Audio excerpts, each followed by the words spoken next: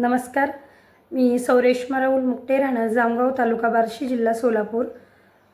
NDF ने जे online वक्तृत्व स्पर्धेचे आयोजन केलेले आहे त्याच्यामध्ये मी पार्टिसिपेट केलेले आहे आणि माझा स्पर्धा क्रमांक आहे 55 आणि माझ्या स्पर्धेचा विषय आहे महिलांचे अधिकार. महिलांचे अधिकार प्रत्येकाला माहिती आहे. महिलांचे अधिकार काय आहेत या संविधानाने, डॉक्टर बाबासाहेब आंबेडकरांनी, छत्रपती शिवाजी महाराजांनी आपल्याला जे अधिकार दिलेले आहेत त्याचा कुठंतरी असं वाटते की गैरवापर होतोय. म्हणजे जास्त नाही पण कुठंतरी होतोय. कारण वृद्धाश्रमामध्ये गेल्यानंतर त्या टपटप पाण्याचे थेंब एखाद्याला बघितल्यानंतर अचानक डोळ्यातून टपटप पाण्याचे थेंब पडलेल्या वृद्ध आजी आजोबांना बघितल्यानंतर काळजामध्ये एकदम धस होतं.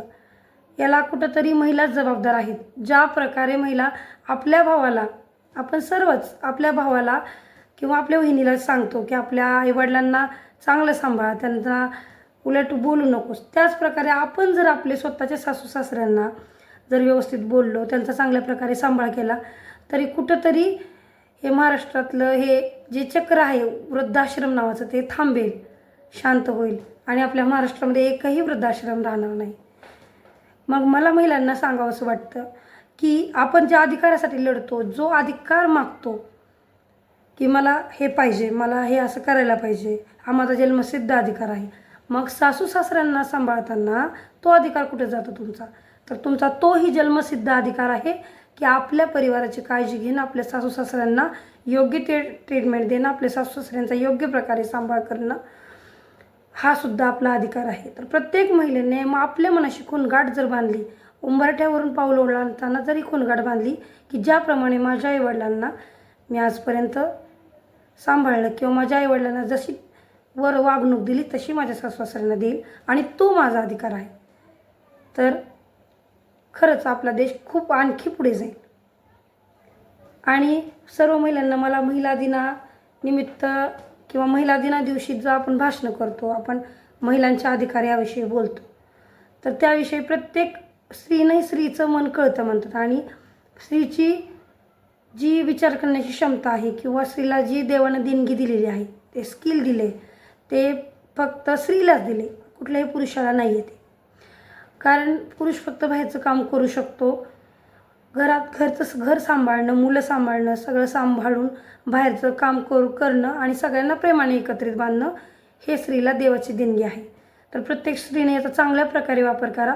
फक्त माझा अधिकार आहे, माझे सगळे हक्क आहेत असं म्हणून पुढं जाऊ नका. तर आपली सगळं जबाबदाऱ्या सांभाळा, आपल्या मुलांना योग्य ते संस्कार द्या. आपल्या आईवडिलांचं जसं आपण ऐकतो, जसं आपल्या आईवडिलांना ट्रीट करतो तसं सासू सासऱ्यांना सांभाळा आणि आपली शालीनता जपा. मुख्य म्हणजे आपली शालीनता जपा. जे सौंदर्य चेहऱ्यावरून नाही मनातून खुलतं, ज्या स्त्रीचं मन सुंदर असतं, तर ती स्त्रीची शालीनता एक नऊवारी साडीमध्ये किंवा आपल्या वेशभूषेतून सुद्धा जाणवते.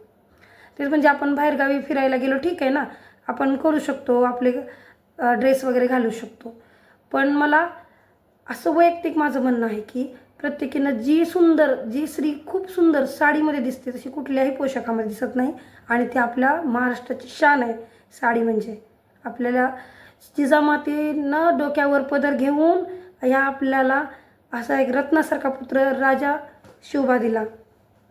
ज्या आत्ता या आधुनिक युगामध्ये ज्या द्रौपदी मुर्मूजी डोक्यावर पदर घेऊन अख्खा देश सांभाळतात, तर आपण साडीमध्ये आपलं घर, आपलं करिअर, आपली मुलं सगळं काही सांभाळू शकतो. आपले अधिकार काय आहे त्याच्यापेक्षा आपला अधिकार आहे आणि काय आहे हे जर ओळखून प्रत्येक स्त्रीनं पुढचं पाऊल उचललं तर आपला देश पुढे जाण्यापासून कुणीही थांबवणार नाही. आणि त्याच्यामध्येच आपल्या आईवडिलांची किंवा आपली जी इज्जत वाढते किंवा आपल्याला जो मोठेपणा मिळतो त्यात खूप मोठं सुख आहे. तर प्रत्येक स्त्रीने आपले अधिकार काय आहेत हे ओळखून वागायला शिका.